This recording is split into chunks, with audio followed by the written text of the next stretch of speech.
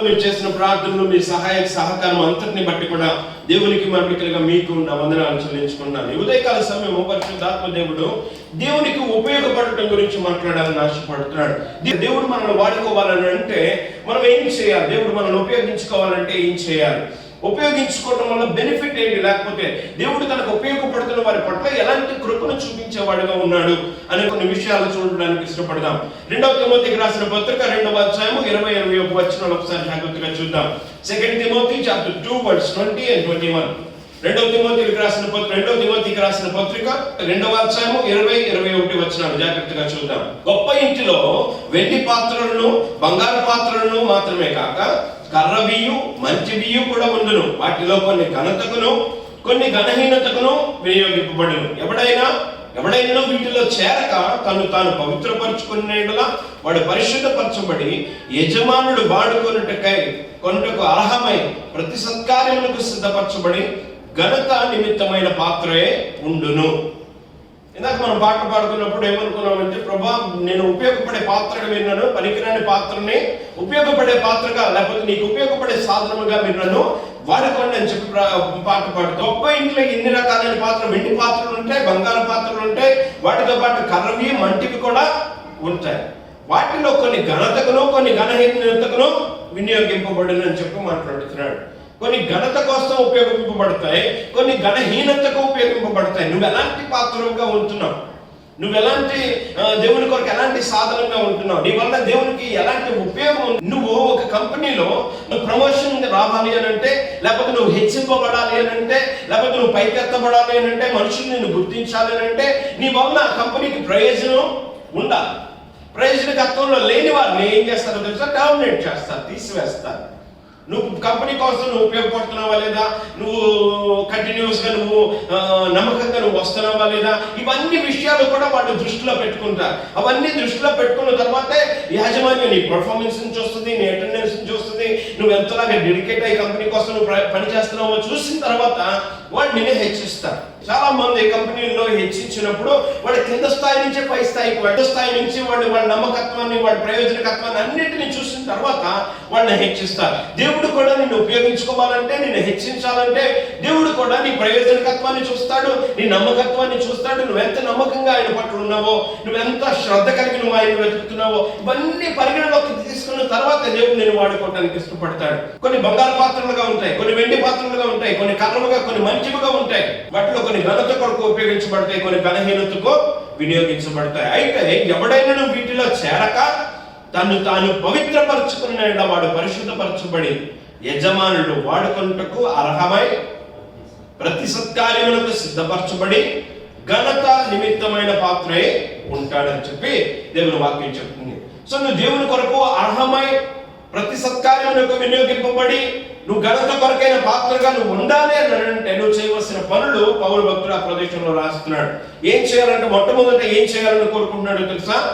తను తాను పవిత్రపరచుకోవాలని చెప్పి మాట్లాడుతున్నాడు. ఎప్పుడు నువ్వు వీటిలో చేరక తను తాను పవిత్రపరచుకోవాలని చెప్పి మాట్లాడుతున్నాడు. నిన్ను నువ్వు పవిత్రపరచుకోవాలి.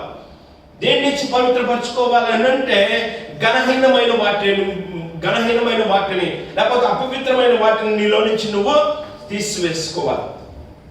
దేవునికి మహిమ రాని వాటిని నీలో నుంచి నువ్వు తీసివేసుకోవాలి. కొన్ని విషయాలు దేవునికి మహిమను తీసుకురావు, కొన్ని మాటలు దేవునికి మహిమను తీసుకురావు, కొందరితో సాంగత్యము దేవునికి మహిమను తీసుకురాదు నీ బ్రతుకులో. వాటిలో నుంచి నువ్వు తొలగిపోవాలి, వాటిలో నుంచి నువ్వు బయటికి రావాలి. ఎందుకనంటే పేతురు భక్తుడు రాస్తూ మాట్లాడుతున్నాడు. 1 పేతురు పత్రిక 1వ అధ్యాయము 16వ వచనం ఒకసారి జాగ్రత్తగా చూద్దాం. 1 Peter chapter 1 verse 16. 1 పేతురు పత్రిక 1వ అధ్యాయము 16వ వచనం. మిమ్మల్ని పిలిచిన వాడు పరిశుద్ధుడై ఉన్న ప్రకారము మీరును సమస్త ప్రవర్తన యందు పరిశుద్ధులై ఉండుడి అని మాత్రం అక్కడ రాయబడి ఉంది. మిమ్మల్ని పిలిచిన వాడు ఎలా ఉన్నాడంటే, దేవుడు ఎలాంటి వాడు? పరిశుద్ధుడై ఉన్నాడు. ఆయన పరిశుద్ధుడై ఉన్న ప్రకారము మీరును సమస్త ప్రవర్తన యందు పరిశుద్ధులై ఉండండి. నువ్వు ఉపయోగపడాలంటే, దేవుని కొరకు ఉపయోగపడాలంటే నువ్వు మొట్టమొదటి నీలో ఉండవలసిన అర్హత, నీలో పరిశుద్ధత ఉండాలి. నీలో పనికిరాని వాటిని చూడటం, లేకపోతే పనికిరాని వాటిని వినటం, పనికిరాని వాటిని నువ్వు చేర్చుకోవటం అనేది నువ్వు విడిచిపెట్టాలి. నువ్వు వాటికి దూరంగా నువ్వు వెళ్ళాలని చెప్పి మాట్లాడుతున్నాడు. నువ్వు వాటిని తీసివేసుకోవాలి. ఎందుకంటే ఆయన పరిశుద్ధుడై ఉన్నాడు కనుక మనం పరిశుద్ధంగా ఉండాలని చెప్పి దేవుడు కోరుకుంటున్నాడు. పరిశుద్ధత అనేది బయటికి ఆపాదించబడింది కాదు, కానీ పరిశుద్ధత అనేది అంతరంగానికి చెందిందిగా ఉంది. అంతరంగానికి చెందిన విషయం పరిశుద్ధత అనేది. సో నువ్వు లోపల పరిశుద్ధంగా ఉండాలి, నీ మాట పరిశుద్ధంగా ఉండాలి, నీ తలంపు పరిశుద్ధంగా ఉండాలి.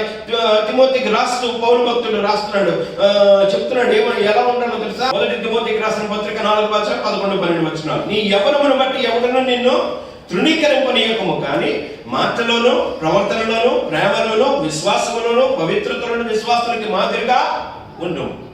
నువ్వు విశ్వాసానికి మాదిరిగా ఉండాలి. ఏ విషయాల్లో మాదిరిగా ఉండాలి? మాటలో, ప్రవర్తనలో, ప్రేమలో, విశ్వాసములో, పవిత్రతలో, వీటన్నిటిలో నువ్వు మాదిరిగా ఉండాలని చెప్పి మాట్లాడుతున్నాడు. నీ మాటల్లో నువ్వు జాగ్రత్తగా ఉండాలి, నువ్వు పవిత్రతలో జాగ్రత్తగా ఉండాలి, నీ నడబడి ఎలా ఉందో చూసుకోవాలి. వీటన్నిటిని నువ్వు కనుక జాగ్రత్తగా చూసుకోగలిగితే అప్పుడు దేవునికి నువ్వు అర్హమై ఉపయోగపడే పాత్రగా నువ్వు ఉంటావని చెప్పి పౌలు భక్తుడు మాట్లాడుతున్నాడు. దేవుడు నేను వాడుకోవాలంటే మొట్టమొదటి నీ జీవితంలో పరిశుద్ధత ఉండాలి. నువ్వు అపవిత్రమైన వాటిని తీసివేసుకోవాలి. దేవుడికి ఘనతను తీసుకురాని వాటిని నువ్వు తీసివేసుకోవాలి. నీ జీవితం మార్చబడాలి. ప్రభా మీరు నన్ను వాడుకోండి అని కేవలం మన మాట ద్వారా, మనం అడగటం ద్వారా దేవుడు మనల్ని వాడుకోడు. మన వ్యక్తిత్వం మారాలి, మన పరిస్థితులు మారాలి, మనం ఎవరితో సాంగత్యం చేస్తున్నామో చూసుకోవాలి. సామెతల గ్రంథంలో జ్ఞాని అయిన సొలొమోను రాస్తూ మాట్లాడుతాడు, పాపలు మిమ్మల్ని ప్రేరేపింపగా మీరు ఒప్పుకోవద్దు అని చెప్పి మాట్లాడతాడు. పాపలు మనల్ని ప్రేరేపించినప్పుడు ఒప్పుకోవద్దు. గమనించు, పాపులతో సాంగత్యము మనం చేయడానికి వీల్లేదు. కీర్తనకారుడు 1వ కీర్తనలో మాట్లాడతాడు, అపహాసకులు కూర్చున్న చోట నువ్వు కూర్చోడానికి వీల్లేదు. నువ్వెవరి వారితో సాంగత్యం చేస్తున్నావు, ఎవరితో సహవాసం చేస్తున్నావు? అపహాసకులు కూర్చునే చోట, ఇతరుల మీద కామెంట్స్ చేసుకునే చోట, ఇతరులని కించపరిచే చోట, ఇతరుల మీద అన్ఫిల్తీ టాక్, ఇతరుల మీద పనికిరాని మాటలు మాట్లాడే చోట్ల నువ్వు ఉండటానికి వెళ్ళేది. గమనించండి. అంటే దేవుడు ప్రత్యక్షంగా దేవుడు ఏం కోరుకుంటున్నాడో తెలుసా? నువ్వు పరిశుద్ధుల యొక్క సాంగత్యంలో ఉండాలని చెప్పి కోరుకుంటున్నాడు. నువ్వు ఎలాంటి వారిని స్నేహితులుగా ఎంచుకుంటున్నావు? నిన్ను ప్రేరేపించేవారు, దేవుని దగ్గరికి తీసుకొచ్చే వారిని నువ్వు స్నేహితులుగా ఎంచుకోవాలి. ఫిలిప్పుకి స్నేహితుడు ఎవరో తెలుసా? నతనీయుడు స్నేహితుడిగా ఉన్నాడు. ఫిలిప్పు యేసు ప్రభువుని చూసిన తర్వాత, లేకపోతే ప్రభు తనని పిలిచిన తర్వాత ఫిలిప్పు వెళ్ళి ఎవరిని పిలిచాడో తెలుసా? నతనీయుడిని దేవుని దగ్గరికి తీసుకొచ్చాడు. మనుషులు మనల్ని ప్రేరేపించే వారిని దేవుని దగ్గరికి తీసుకెళ్ళాలి, అంతేగాని పాపము చేయడానికి ప్రేరేపించే వారిని కాదు. ఇదిగో మనం అక్కడికి వెళ్దాం, ఆ పని చేద్దాం, ఈ పని చేద్దాం, దేవునికి అయిష్టమైన సంగతులను చేసేవారి చోట్ల మనం ప్రేరేపించబడటానికి ఇష్టపడకూడదు. గమనించండి ప్రియులారా, పాపము సహవాసము, లేకపోతే పాపులతో మనం సహవాసం చేసినప్పుడు దేవుని యొక్క ఒకవేళ ఉగ్రతలో వాడు ఉంటే వాళ్ళతో పాటు మనం కూడా పొందుకోవడానికి అవకాశం ఉంటుంది. నువ్వు పాపముతో సహవాసం చేసినప్పుడు, సపోజ్ సంసోను దేవుని యొక్క మాటను తృణీకరించాడు, దేవుని యొక్క మాటకు ఒప్పుకోలేదు, దేవుని యొక్క విధానానికి, దేవుని యొక్క చిత్తానికి తను అప్పగించుకోలేదు,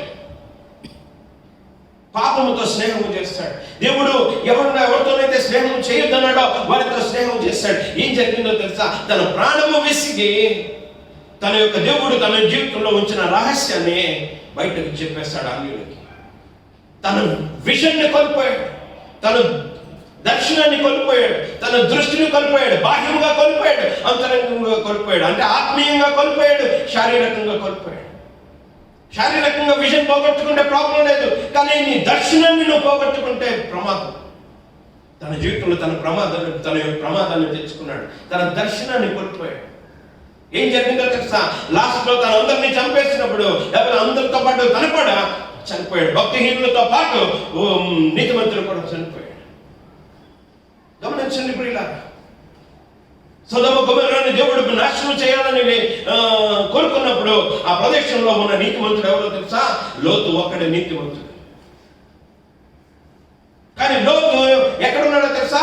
ఉండకూడని చోటులో ఉన్నాడు. తను నీ జీవితంలో కొన్నిసార్లు నువ్వు ఉండకూడని చోట్లలో నువ్వు ఉండటం ద్వారా నువ్వు దేవుని యొక్క ఉగ్రతను తెచ్చుకునే అవకాశం ఉంటుంది. నువ్వు దేవుని యొక్క ఉగ్రతకు తావిచ్చే అవకాశం ఉంటుంది. గమనించండి. ఒకవేళ దేవుని యొక్క ఉద్దేశము ఆ పట్టణాన్ని నాశనం చేయడం అయితే, నువ్వు అక్కడ ఉండకూడని స్థానంలో కనుక నువ్వు ఉంటే కనుక నష్టాన్ని తెచ్చుకుంటావు, ఉగ్రతను తెచ్చుకుంటావు. నువ్వెవరితో స్నేహం చేస్తున్నావు? ఒకవేళ ఆ రోజు కనుక దేవుడు వాళ్ళని నిర్మూలన చేయాలని కోరుకుంటే, నువ్వు వాళ్ళతో సహవాసం చేయడం ద్వారా నువ్వు కూడా ఆ ఉగ్రతను తెచ్చుకునే అవకాశం ఉంటుంది.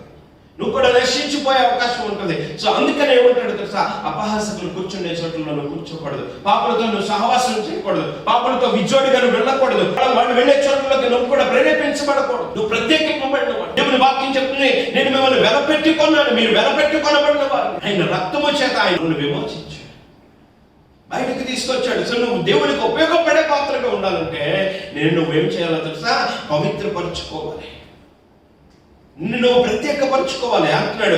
ఎవడైనా వీటిలో చేరక తను తాను పవిత్రపరచుకునేలా వాడు పరిశుద్ధపరచబడే అని చెప్పి మాట్లాడుతున్నాడు. ఇంకో మాట్లాడుతున్నాడు, అదే అధ్యాయం 2 తిమోతి 2:22 ఒకసారి చూద్దాం. 2 తిమోతి 2:22, 2 తిమోతి chapter 2:22. నీవు యవనెచ్చల నుండి పారిపోము, పవిత్ర హృదయులై ప్రభువునకు ప్రార్థన చేయవారితో కూడా నీతిని, విశ్వాసమును, ప్రేమను, సమాధానమును వెంటాడము. యవనేచ్ఛలు ఏవైతే ఉన్నాయో వాటి నుంచి పారిపో. ఇది అక్కడికి వెళ్దాం, అది చూద్దాం, ఇది ఎంజాయ్ చేద్దాం, అటువంటి ఆ హృదయాన్ని తీసివేసుకో. యవనేచ్ఛల నుండి పారిపో, వాటిలో నుంచి పారిపోయి నువ్వేం చేయాలో తెలుసా, పవిత్ర హృదయులై ప్రభువునకు ప్రార్థన చేయవారితో. ఎవరైతే పవిత్రమైన హృదయము కలిగి దేవుని వెతుకుతున్నారో, దేవునికి ప్రార్థన చేస్తున్నారో వారితో నువ్వు సహవాసము చేసి నువ్వేం చేయాలో తెలుసా, నీతిని, విశ్వాసమును, ప్రేమను, సమాధానమును వెంటాడు. నీతిని కనుగొను, సమాధానాన్ని కనుగొను. పౌలు భక్తుడు అంటాడు, దేవుని వాక్యం చెప్తుంది, సమాధానమును వెతకి దాన్ని వెంటాడండి, సమాధానం కొరకు ప్రాకులాడండి. ఈ రోజుల్లో గృహాల్లో లేనిది ఏంటో తెలుసా, అన్నీ ఉంటాయి వాళ్ళ జీవితంలో, కానీ వాళ్ళ జీవితంలో సమాధానం ఉండదు, వాళ్ళ జీవితాల్లో శాంతి ఉండదు,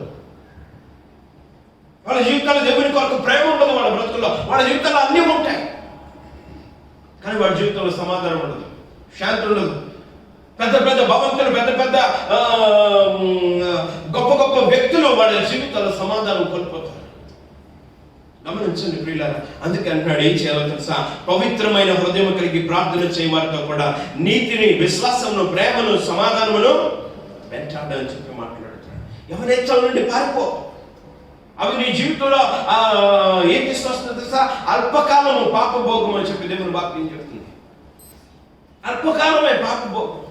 ఆ కొంచెం సేపే నీకు ఆనందం కలుగుతుంది, ఆ కొంచెం సేపే నీకు ఆనందం కలుగుతుంది, కానీ దానిలో నుంచి నువ్వు మళ్ళీ బయటకు వచ్చినప్పుడు నువ్వు మళ్ళీ ఆ రియాలిటీని ఫేస్ అవ్వాల్సి ఉంటుంది, నువ్వు మళ్ళీ ఆ బాధను అనుభవిస్తూ ఉంటావు. సో నువ్వేం చేయాలో తెలుసా, నువ్వు దేవుని యొక్క నీతిని వెంటాడు, విశ్వాసమును వెంటాడు, పవిత్ర సమాధానాన్ని వెంటాడు, ప్రేమను వెంటాడు అని చెప్పి మాట్లాడు.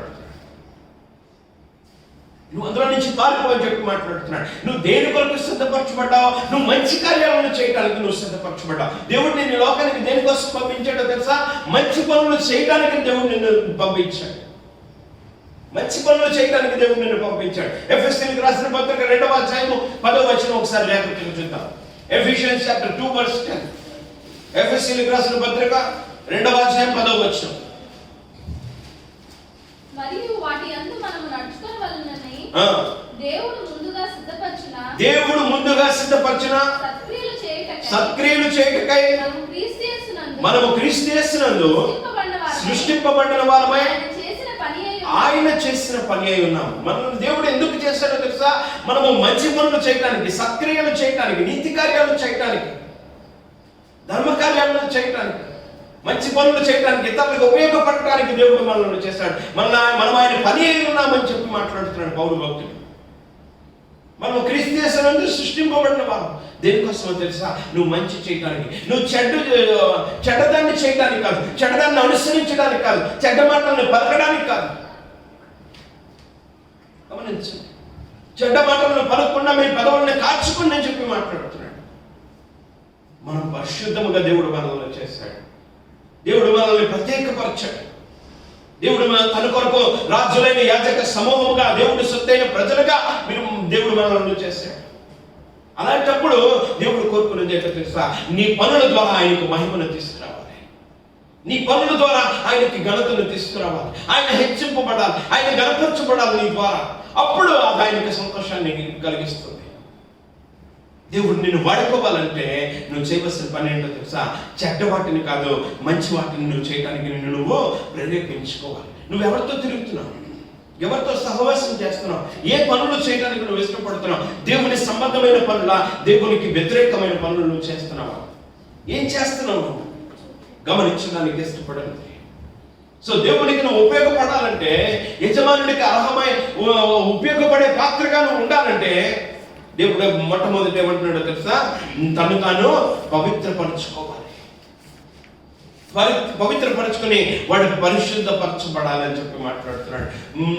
సో ఒకవేళ దేవుని యొక్క అర్హమైన పాత్రగా కనుక ఆలోచన చేస్తే కనుక పౌలు భక్తుడు తన జీవితంలో దేవునికి ఉపయోగపడే పాత్రగా ఉన్నాడు. ప్రతి సత్కార్యానికి ఉపయోగపడే పాత్రగా పౌలు భక్తుడు తన జీవితమే ఆ ప్రదేశంలో రాయబడింది. గమనించండి. సో పౌలు భక్తుడు గనక చూడగలిగితే తను ఎలాగైతే రక్షింపబడ్డాడో ఆ ఘటనని, ఆ సంఘటన గనక మనం చూడగలిగితే ఆ ప్రదేశంలో రాయబడుతుంది. పౌలు ఏం చేశాడో ఆ ప్రదేశంలో చూడడానికి ఇష్టపడతాం. అపోస్తలుల కార్యాలు 9వ అధ్యాయం ఒకసారి జాగ్రత్తగా చూద్దాం. అపోస్తలుల కార్యాలు 9వ అధ్యాయం. పౌలు సౌలుగా ఉన్నప్పుడు, లేకపోతే ఇంకా మార్చబడలేనప్పుడు తను ఏం చేశాడో తెలుసా? తన దేవుని యొక్క సంఘాన్ని హింసించేవాడుగా ఉన్నాడు. దేవుని యొక్క సంఘాన్ని హింసించేవాడుగా ఉన్నాడు. యూద మతం యందు ప్రవిష్టత కలిగి, లేకపోతే ప్రావీణ్యమును పొందిన వాడిగా ఉన్నాడు. సంఘాన్ని హింసించేవాడిగా ఉన్నాడు. ఆ హింసించే క్రమంలో దమస్కు అనే ప్రాంతానికి వెళ్తున్నాడు. ఆ ప్రదేశంలో ఉన్న క్రైస్తవుల్ని హింసించడానికి, ఆ ప్రదేశంలో దేవుణ్ణి తెలుసుకున్న వారిని హింసించడానికి. కానీ ఎప్పుడైతే దమస్కు మార్గంలోకి ఆ దమస్కు పట్టణానికి బయలుదేరి వెళ్తున్నాడో, ఆ పట్టణానికి దగ్గరగా వచ్చేసరికి వెంటనే దేవుడు తనను దర్శించాడు. తన గుర్రం మీద నుంచి పడిపోయి దేవుని యొక్క ప్రత్యక్షతను చూడగలిగాడు. దేవుణ్ణి తాను చూడగలిగాడు. దేవుని యొక్క కుమారుణ్ణి తాను చూడగలిగాడు.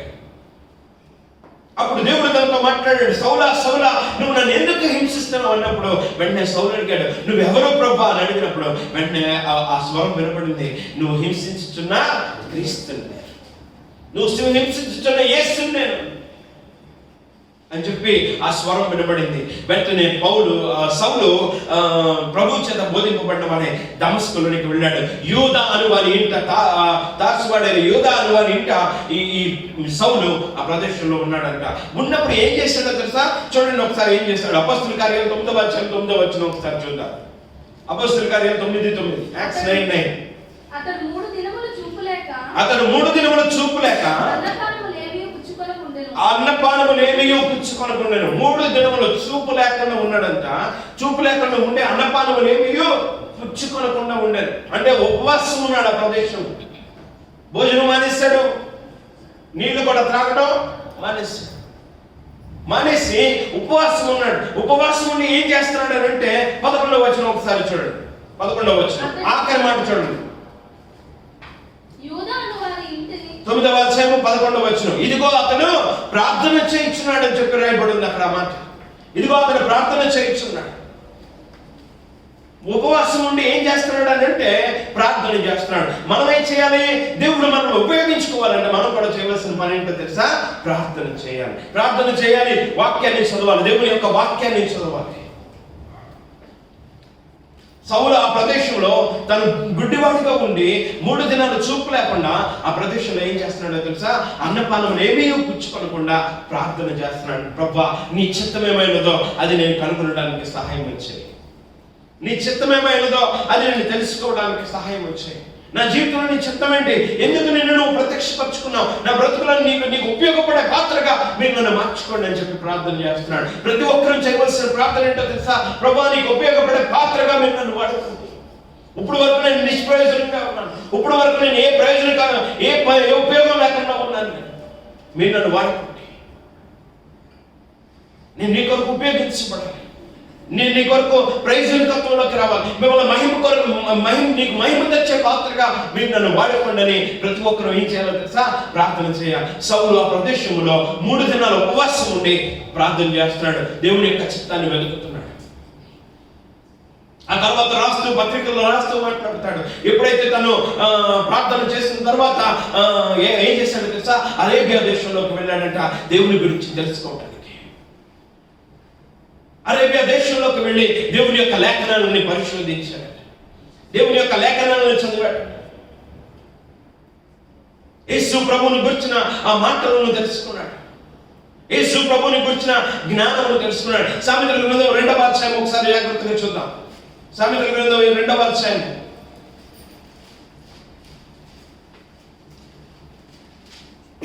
సామెతల గ్రంథం 2వ అధ్యాయం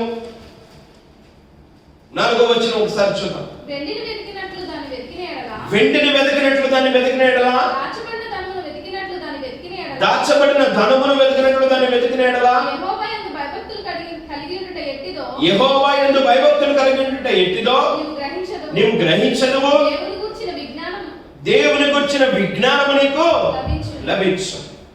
దేవుని గురించిన విజ్ఞానం నీకు కావాలని అంటే నువ్వేం చేయాలో తెలుసా? నువ్వేం చేయాలో తెలుసా? దేవుని యొక్క లేఖనాలని నువ్వు తలచి చూడాలి. వెండిని వెతికినట్లు దాన్ని వెతకాలి, దాచబడిన ధనము వెతికినట్లు దాన్ని వెతకాలి. అప్పుడు నీకేం కలుగుతుందంట? దేవుని గురించిన విజ్ఞానం నీకు లభిస్తుంది. పౌలు భక్తుడు అరేబియా దేశానికి వెళ్ళి ఏం చేశాడో తెలుసా? దేవుని యొక్క వాక్యాలను తలచి చూశాడు. వెండిని వెతికినట్లు వెతికాడు, బంగారమును దాచబడిన ధనమును వెతికినట్లు వెతికాడు. అప్పుడు ఏం కలిగిందో తెలుసా? తనకి దేవుని గురించిన విజ్ఞానము తనకి లభించింది. హోషేయ గ్రంథంలో కూడా దేవుడు అదే మాట్లాడతాడు. నేను బతిని కోరుకునే వాడిని కాదు, నేను నైవేద్యాన్ని అర్పణలను కోరుకునేవాడిని కాదు, కానీ నేనేం కోరుకునేవాడిని తెలుసా? నేను దయను కోరుకునేవాడిని. దేవుని గురించిన జ్ఞానము మనుషులకు ఉండాలని కోరుకుంటున్నాను అంటున్నాడు. దేవుని గురించిన జ్ఞానము మనుషులకు ఉండాలి. ప్రభు కోరుకునేది ఏంటో తెలుసా? మన జీవితాల్లో డిగ్రీలను కోరుకోవట్లేదు, తలాంతులను కోరుకోవట్లేదు. దేవుని గురించిన జ్ఞానము మన జీవితాల్లో కలిగి ఉండాలి. తన జీవితంలో ఏదైతే కలిగి ఉన్నాడో అదే తిమోతికి రాస్తున్నాడు. యవనస్తుడైన తిమోతికి చెప్తున్నాడు, ఇదిగో మనుషులందరూ ఏమై ఉండాలో తెలుసా? సత్యముని గురించిన అనుభవ జ్ఞానము కలవారై ఉండాలని తండ్రి ఇచ్ఛయించుచున్నాడు అని చెప్పి తిమోతికి రాస్తున్నాడు. నీకు సత్యాన్ని గురించిన అనుభవ జ్ఞానం కలిగి ఉండాలి. దేవుని గురించిన జ్ఞానం నీ బ్రతుకులో ఉండాలి. అంటే నువ్వేం చేయాలో తెలుసా? ప్రార్థన చేసుకుంటూ బైబిల్ గ్రంథాలను చదువుతూ ఉండాలి. అప్పుడు దేవుని యొక్క జ్ఞానము నీకు లభిస్తుంది. ఎవరికైనా జ్ఞానము కొలువుగానే వాడు ఏం చేయాలంట? నన్ను అడగవాలని దేవుని వాక్యం చెప్తుంది యాకోబు పత్రికలో. నువ్వు ఆయన అడగాలి. ఆయన ఎప్పుడు నువ్వు అడుగుతూ ఆయన వాక్యాలను వెతుకుతూ ఉండాలి. తెలివి వివేచన ఆయన నోట నుండి వస్తుందని సామెతల గ్రంథం అదే 2వ అధ్యాయంలో రాయబడింది. నీకు తెలివి కావాలా, వివేచన కావాలా? అది దేవుని యొక్క నోట నుండి వస్తుంది. బైబిల్ గ్రంథం దేవుని నోట నుండి వచ్చిన మాట. యేసు ప్రభువారు పలికిన మాటలు పత్రికలు మత్తయి, మార్కు, లూకా, యోహాను సువార్తలు ఆయన మాట్లాడిన మాట. అందులో జ్ఞానం ఉంది, తెలివి ఉంది, వివేచన ఉంది. మనుషుని బ్రతకడానికి కావలసిన వాటి అవన్నీ ఉన్నాయి. సామెతల గ్రంథంలో రాస్తాడు. ఏంటో తెలుసా? చూడండి ఒకసారి మొట్టమొదటి అధ్యాయము, సామెతల గ్రంథం 1వ అధ్యాయము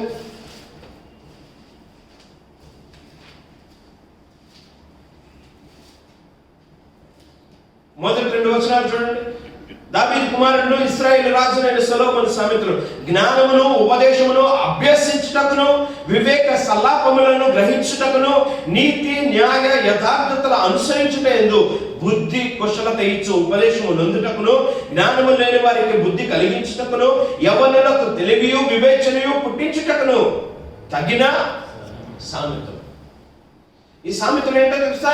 నీకు జ్ఞానాన్ని కలిగిస్తాయి, వివేకాన్ని ఇస్తాయి, నీకు వివేచన అనుగ్రహిస్తాయి, యవ్వనులకు తెలివి వివేచన పుట్టిస్తాయి అని చెప్పి సామెతల గురించి రాస్తున్నాడు. నీకు వివేచన కావాలా? నీకు తెలివి కావాలా? నువ్వు దేవుని గురించిన జ్ఞానం నీ బ్రతుకులో కావాలా? నువ్వు దేవుని వాక్యాన్ని చదవడానికి ఇష్టం.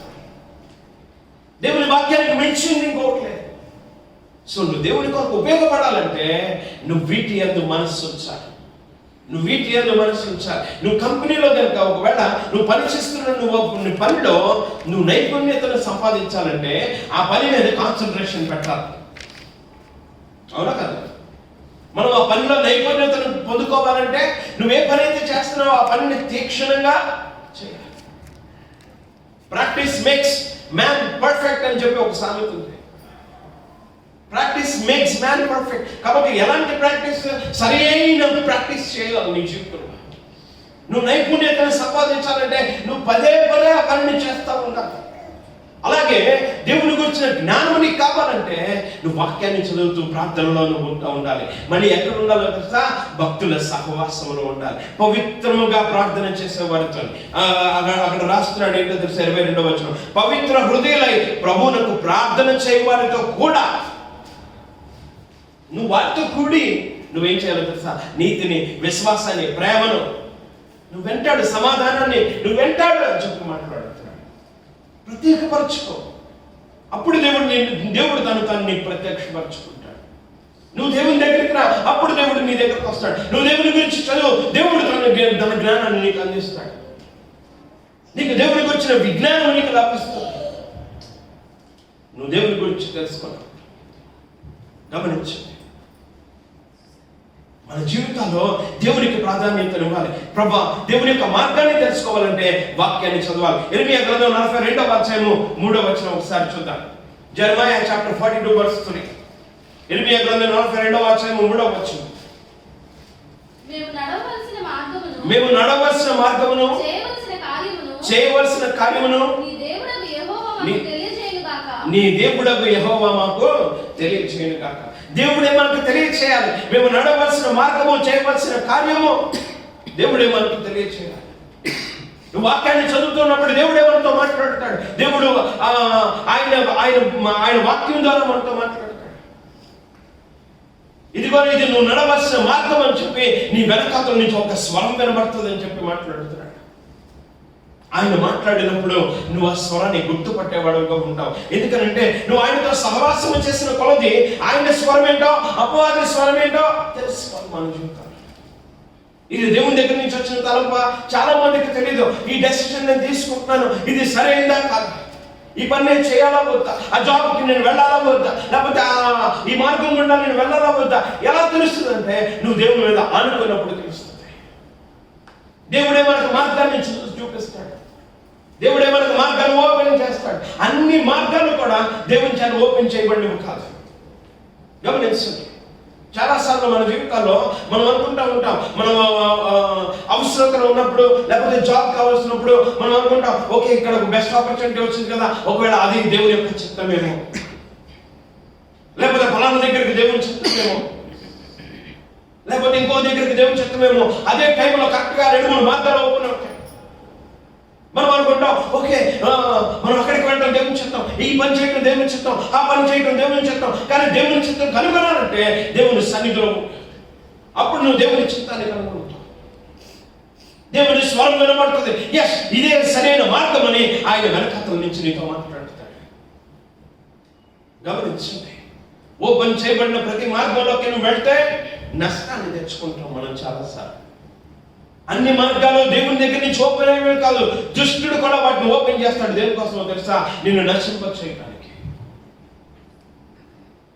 ప్రభు ఆదాము హవ్వతో చెప్పినప్పుడు, ఇదిగో మీరు మంచి చెడ్డల వివేచననిచ్చే, తెలివినిచ్చే ఆ చెట్టు ఫలాన్ని మీరు తినకూడదని చెప్పి ప్రభు మాట్లాడారు. కానీ వాళ్ళ మాటలు వినలేదు. మీరు ఏమన్నాడో తెలుసా? ఆయన ఏం చెప్పాడో తెలుసా? మీరు ఎప్పుడైతే దాన్ని తింటారో మీరు మరణం అవుతారు, మీరు చనిపోతారు. చనిపోవడం అంటే బాహ్యముగా చనిపోవడం కాదు ఆయన అన్నది. చనిపోవడం అంటే దేవుడితో సంబంధాన్ని కోల్పోతాం. నీ జీవితంలో మరణం అంటే ఏంటో తెలుసా? కొన్నిసార్లు అపవాది ఓపెన్ చేసిన మార్గాలు గుండా వెళ్ళినప్పుడు నువ్వు దేవునితో సహవాసాన్ని కోల్పోతావు. అదే వాడికి కావాల్సింది. అపవాదికి కావాల్సింది నీ చావు కాదు, బాహ్యంగా చనిపోవడం కాదు. బాహ్యంగా చనిపోయిన ప్రాబ్లం లేదు, మనం ఆత్మీయంగా రక్షింపబడితే. పౌలు భక్తుడు అంటాడు, బ్రతుకుంటే క్రీస్తు, చావు అయితే మేలు. నేను చనిపోతే క్రీస్తుతో ఉంటాను, ఏసైతో ఉంటాను. అపవాదికి కావాల్సింది నీ శారీరకమైన చావు కాదు, ఆత్మీయమైన చావు కావాలి వాడికి. ఆత్మీయంగా ఎప్పుడు చనిపోతావు? దేవునితో సహవాసం ఎప్పుడైతే కోల్పోతావో అప్పుడు నువ్వు చనిపోతావు. యేసు ప్రభువారు ఎందుకు కేక వేశారో తెలుసా? శిలువ మీద, నా దేవా నా దేవా నా చెయ్యి ఎందుకు విడిచిపెట్టావు? కరెక్ట్గా ఆ మూమెంట్ లో తండ్రి అయిన దేవుడు కుమారునితో ఆ సహవాసాన్ని వెనక్కి తీసుకున్నాడు. ఆ చెయ్యి విడిచిపెట్టాడు ఆయన ఆ క్షణ కాలం పాటు. ఎప్పుడైతే లోకం యొక్క పాపమంతా ఆయన మీద పడిందో, పరిశుద్ధుడైన దేవుడు పాపంతో సహవాసం చేయలేదు. వెంటనే ఆయన చెయ్యి విడిచిపెట్టాడు. అపవాదికి కావాల్సింది ఏంటో తెలుసా? నువ్వు దేవునితో సహవాసాన్ని కోల్పోవడం. అదే వాడి యొక్క ఉద్దేశం నీ జీవితంలో. జాబ్ వల్ల వచ్చే స్ట్రెస్ ద్వారా వచ్చే నువ్వు సమాధానాన్ని కోల్పోవడం, లేకపోతే ఇంకెక్కడో మెంటల్ టెన్షన్ ద్వారా నువ్వు సమాధానాన్ని కోల్పోవడం, అదే కావాలి వాడికి. వాడి యొక్క ఉద్దేశం అదే కావాలి. నువ్వు ఎప్పుడైతే సమాధానాన్ని కోల్పోతావో ఆ టైంలో నువ్వు దేవుడిని వెతకలేవు. నువ్వు గలిబిలి చెంది ఉన్నప్పుడు, నీ హృదయం కలవరపడుతున్నప్పుడు నువ్వు దేవుణ్ణి వెతకలేవు. అందుకనే యేసు ప్రభువారు ఏమన్నారు తెలుసా? మీ హృదయం నన్ను కలవరపడనీయకుడి. నా శాంతిని మీకు ఇస్తున్నాను.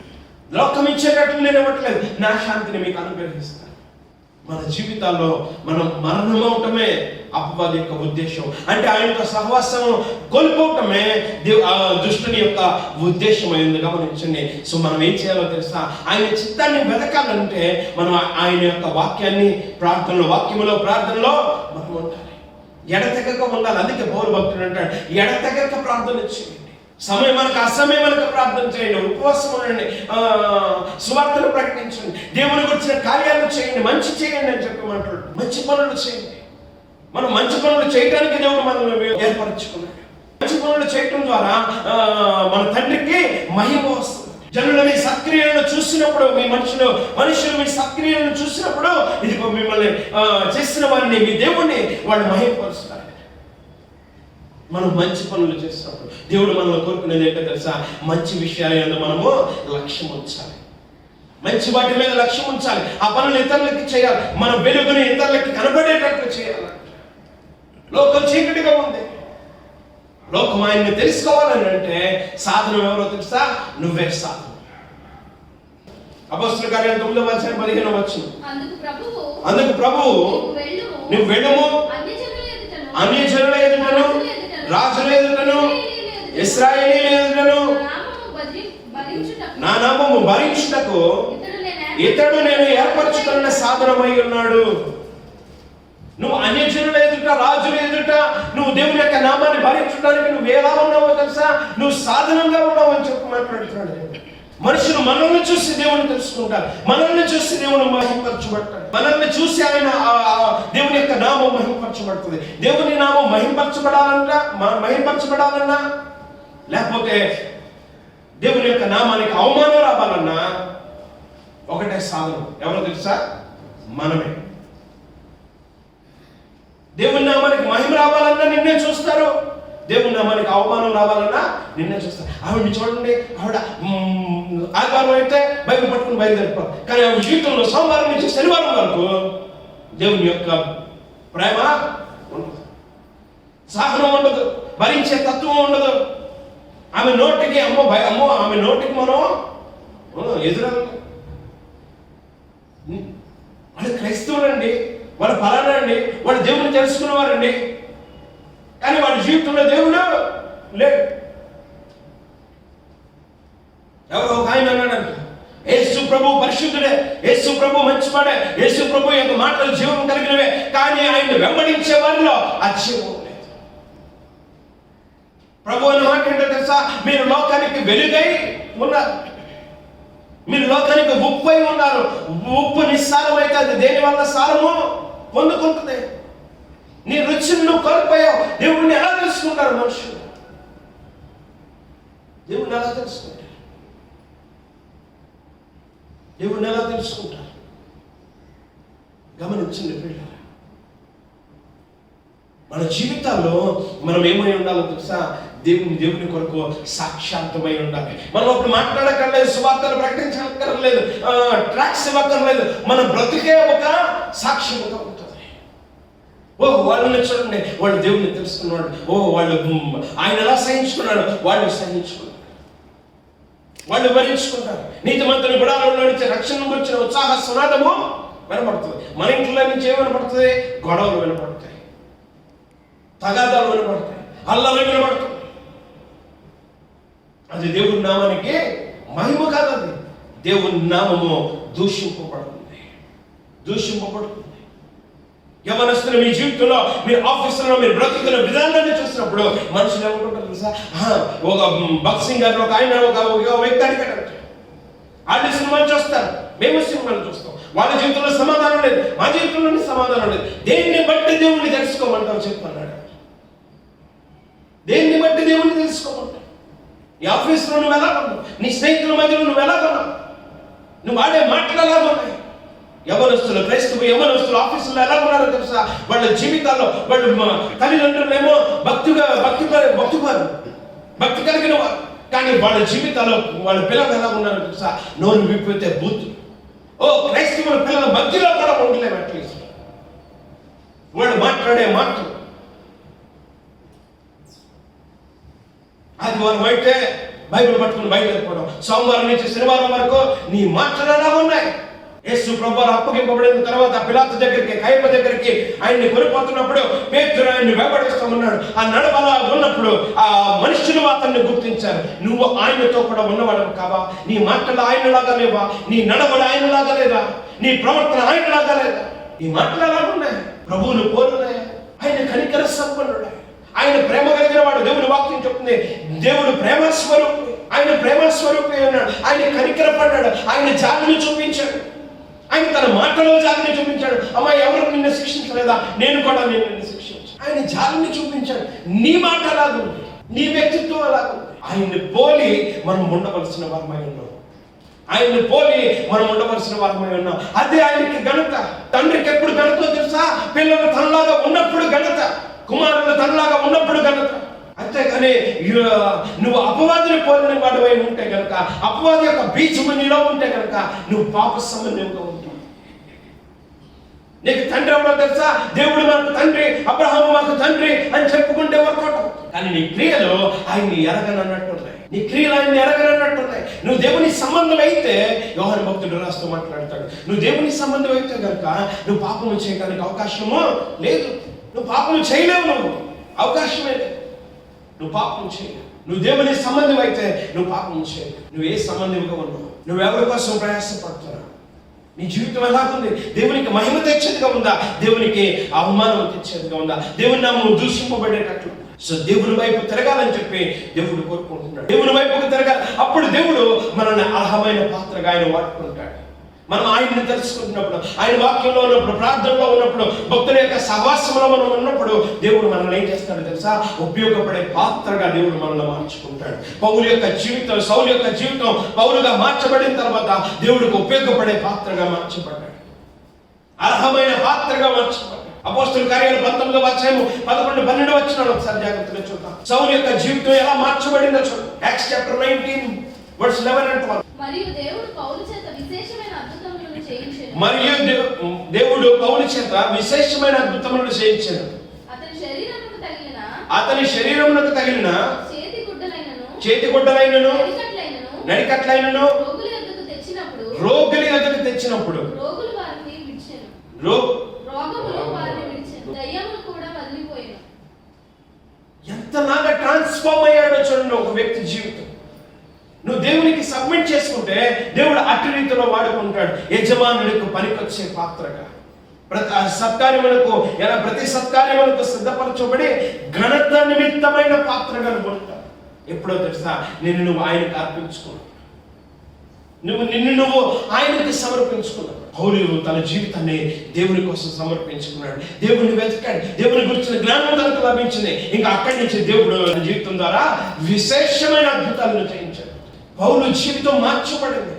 యజమానుడికి ఉపయోగపడే పాత్రగా మార్చబడ్డాడు. పౌలు భక్తుడు అదే తిమోతికి రాసిన పత్రికలో 2వ అధ్యాయం 15వ వచనం మాట్లాడుతున్నాడు చూడండి.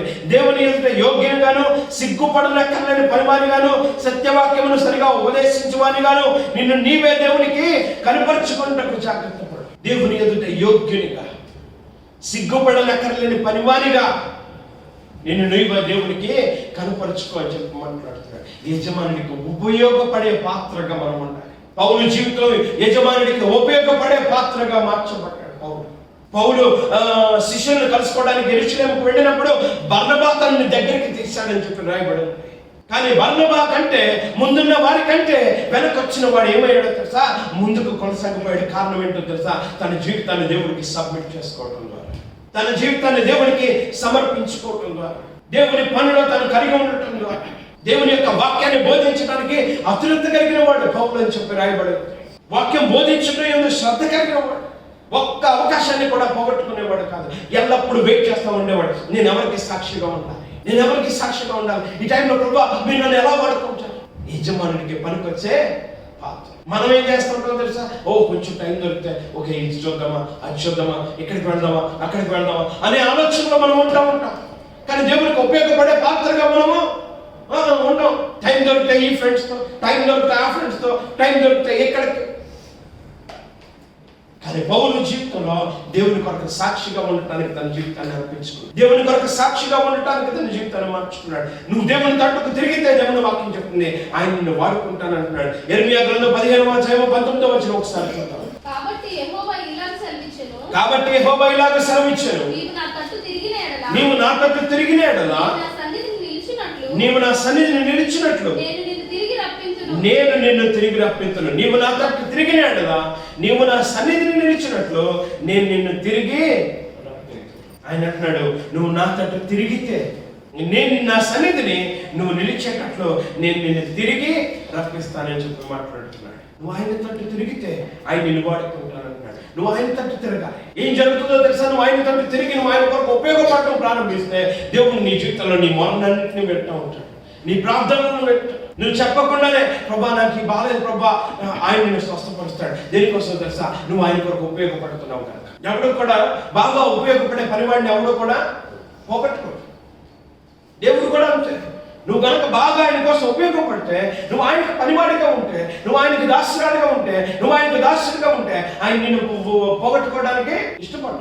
ఫిలిప్పీయులకు రాసిన పత్రిక 2:25 మరియు నా సహోదరుడును జత పనివాడును నా తోడి యోధుడును మీ దూతయు నా అవసరములకు ఉపచరించువాడునైనా ఈ అపఫ్రోదితును మీ వద్దకు పంపట అగత్యమని అనుకుంటుని అతడు రోగి అయినని మీరు వింటుని కనుక అతడు మిమ్మల్ని అందరినీ చూడ మిగులు అపేక్ష గలవాడే విచారపడుచున్నాను. నిజముగా అతడు రోగి అయి చావునకు సిద్ధమై ఉండను కానీ దేవుడు అతని కనికరించింది. అతను మాత్రమే కాక నాకు దుఃఖం మీద దుఃఖం కలుగుతున్నట్టుకై నన్నును ఎపఫ్రోదితు పౌలుకి ఎలా ఉన్నాడో తెలుసా? తన జత పనివాడిగా ఉన్నాడు, తోడి యోధుడిగా ఉన్నాడు, ఉపచరించువాడు ఉన్నాడు, అన్ని విషయాల్లో సహాయకుడిగా ఉన్నాడంట ఎపఫ్రోదితు. ఎపఫ్రోదితు గురించి పౌలు అంటున్నాడు, నేను వేడుకున్నాను, నేను దేవుడిని వేడుకున్నాను. నువ్వు దేవునికి కనుక నువ్వు అలా ఉంటే దేవుడు నిన్ను కోల్పోవడానికి ఇష్టపడు.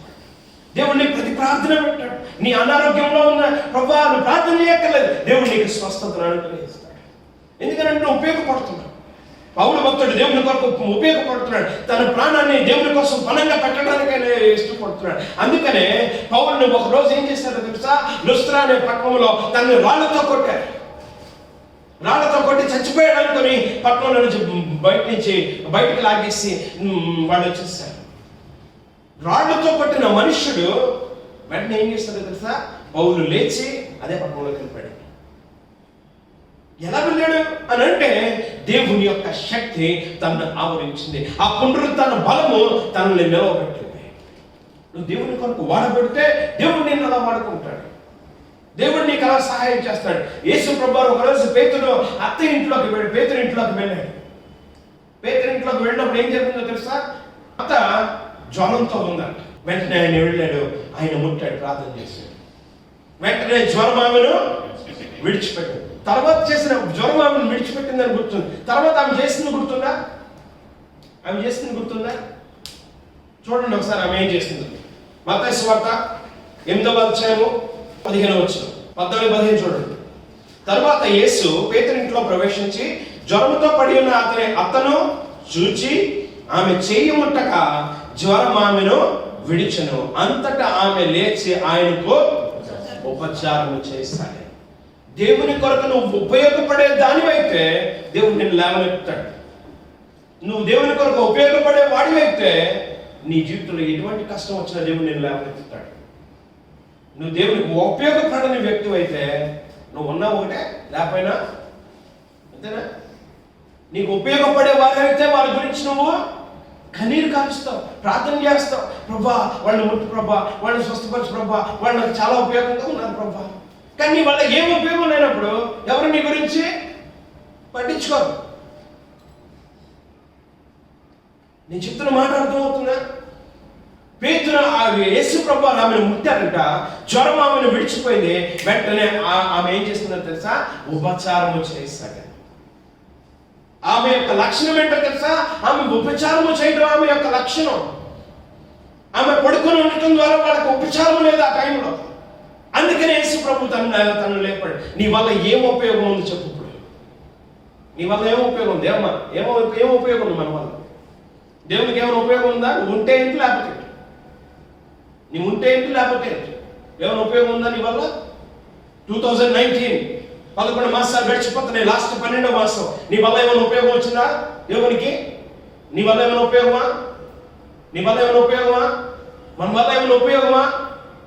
దేవునికి మన వల్ల ఏమైనా ఉపయోగం ఉంటే దేవుడు మనల్ని వాడుకుంటాడు, మన జీవితాన్ని బాగు చేస్తాడు, మనల్ని నిలబెడతాడు. నీ వల్ల ఉపయోగం లేకపోతే, నువ్వు ఉన్నా లేకపోతే ఉన్నా లేకున్నా ఒకటే. నీ జీవితంలో దేవుని కొరకు ఉపయోగపడి అర్హమైన పాత్రగా, యజమానుడికి పనికొచ్చే పాత్రగా, ఆయన ప్రతి సత్కార్యములకు ఉపయోగించబడే పాత్రగా. కళ్ళు మూసుకుందాం, ప్రార్థన చేసుకుందాం. గ్రహించుకో, ఈరోజు ఉదయ కలుస్తాను. నీ వల్ల ఏంటి ఉపయోగం దేవునికి? ఏంటి ఉపయోగం దేవునికి? నీ వల్ల ఆయన నిన్ను లేవనెత్తడానికి, నిన్ను స్వస్థపరచడానికి, నిన్ను బాగు చేయడానికి, నిన్ను వాడుకోవడానికి నీ వల్ల ఏంటి ఉపయోగం? నీ వల్ల నీ కుటుంబాన్ని దృష్టించడానికి. పౌలు భక్తుడు అంటున్నాడు, నా జత పనివాడు, నా స్నేహితుడు, నా తోడి యోధుడు ఇతడు రోగి సావనే ఉన్నాడు. దేవుడు అతన్నే కాదు కనికరించను, నన్ను కూడా కనికరించాడు. దేవుడు నన్ను కూడా కనికరించాడు. యజమానుడికి ఉపయోగపడే పాత్రగా నువ్వు ఉన్నవా? ప్రతి సత్కార్యానికి ఉపయోగపడే పాత్రగా ఉన్నవా? దేవుని కొరకు ఉపచారం చేసే వ్యక్తిగా నువ్వు ఉన్నవా? ఇవే కాల సమయం ప్రశ్నించుకుని ఆత్మీయత దేవుని కొరకు ఉపయోగపడే వ్యక్తిగా ఉన్నవా? నా కొరకు నీ ప్రాణాన్ని పోగొట్టుకోవాలంటే నువ్వు దాన్ని సంపాదించుకుంటావు. కానీ ఎవడైతే తన ప్రాణాన్ని సంపాదించుకోవాలనుకుంటాడో వాడు దాన్ని పోగొట్టుకుంటాడు. నువ్వేదైతే దాచుకోవాలని కోరుకుంటున్నావో అది నువ్వు పోగొట్టుకుంటావు. నువ్వేదైతే ప్రభు కోసం పర్వాలేదు నేను పోగొట్టుకోవాలని కోరుకుంటావో అది నువ్వు సంపాదించుకుంటావు అంటున్నాడు ప్రభు.